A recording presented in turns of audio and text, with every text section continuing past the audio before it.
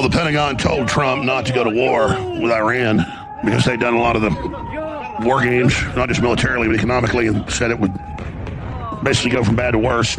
But Trump is the president. He's not a puppet. He does what he thinks is best, and he thinks Israel's right, and that somehow we would have some big, quick, magic victory. He was bolstered by Venezuela, which I was worried about. Venezuela is a totally different situation than Iran.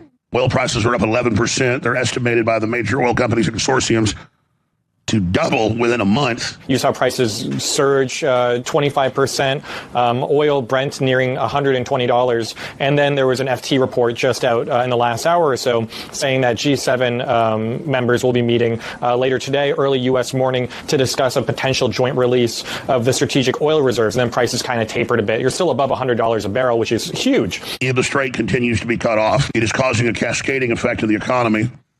And we've gone over the different economists' analysis. They all agree that a closure of the Strait of Hormuz for 3 months would more than double the price of oil and send shockwaves. It would take, even if it opened back up, many months to reverse. And if you got 6 months of oil prices being doubled, you pack that into the economy as the truest form of inflationary drive, and you get the entire Trump recovery plan 100% dead in the water and the U.S. bankrupt for sure.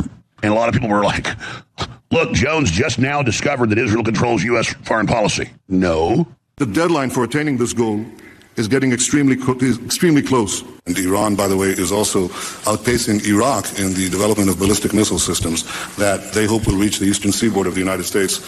They have meddled, and they've been trying to get us to go to full war with Iran for 40 years, and they didn't have full control, or it would have happened. I'm saying now they do, and they're calling the shots. You cut and dry. That's the big demarcation line. The Secretary of State saying, oh, yeah, Israel did this, so we have to. It's that it's cut and dry. There's no debate about it. Biden released the money, gave it to the mullahs, and the mullahs turned around and financed Hezbollah, Hamas, October 7th, the Houthis, and whatever other terror groups they could fund. That's what happened. And we got to talk about how we get back control of the country.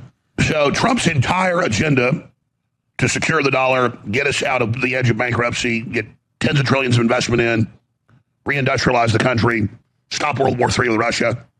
His entire laudable agenda is in deep, deep trouble over the Iran situation. He was advised by the chairman of the Joint Chiefs of Staff and the majority of his advisors. The majority said, bare minimum, this is a major destabilizer, will massively jack up energy prices, and will cause a cascading effect. Don't do it. And Trump still did it. And the Strait of Hormuz is still shut down, and it's going to be shut down for a long time because the Iranians haven't even tried to block it completely yet. They just sunk a few ships. And now the U.S. says we're going to escort you through. And they got a bunch of oil drilling rigs that have their own engines and their own systems, and they could just turn those on and send them right out and turn the motors off and deflate them, and they go to the bottom. And the U.S. can sit there and try to stop them while they do it, but the Iranians are suicidal. They'll just continue to do it.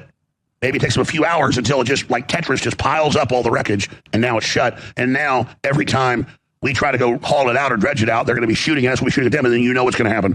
We've got to send in troops just to secure the IRC headquarters. That's where that little tip sticking down from Iran, that peninsula, that's where the IRC headquarters is, right across from that tip, right on the other side of that island. They got all their bunkers and all their secret bunkers and all their spider holes and all their weapons, and they got trap doors with good old-fashioned artillery, heavily militarized on both sides, and all they got to do is roll it out, and they can sink whatever they want. So that's called putting yourself in checkmate.